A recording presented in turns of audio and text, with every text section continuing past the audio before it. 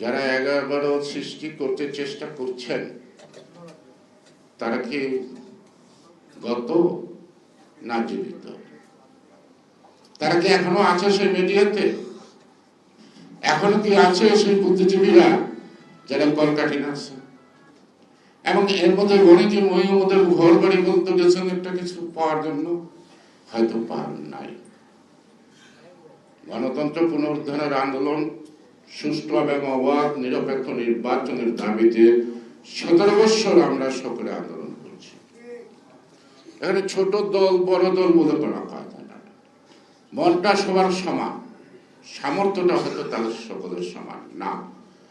যার যার সামর্থ্য থেকে তার আত্মবিশ্বাস এবং মনোবল নিয়ে হাজার হোক শত হোক যে যেখানে পারছে প্রত্যেকটা আন্দোলনই তারা নামছে, নাজেহাল হচ্ছেন, পুলিশের নির্যাতনের শিকার হয়েছেন, মামলার আসামি হয়েছেন।